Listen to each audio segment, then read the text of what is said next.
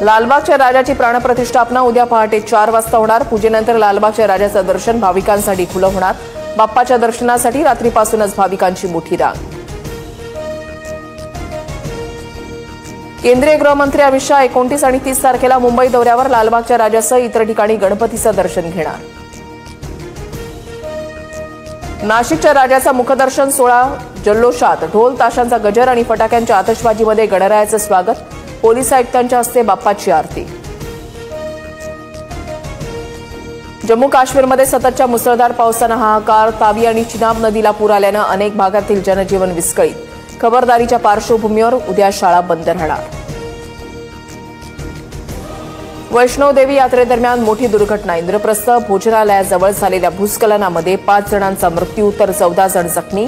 जम्मू काश्मीरमधील खराब हवामानामुळे यात्रा थांबली।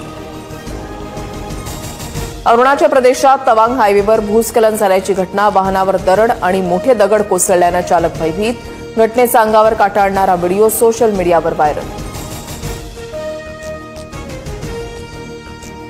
अमेरिकेनं भारतावर लादलेला 50% टॅरिफ उद्यापासून लागू होणार। कपड्यांपासून ते मासळी निर्यातीपर्यंत थेट परिणाम होणार। भारतीय उद्योग वर्तुळामध्ये चिंतेचं वातावरण।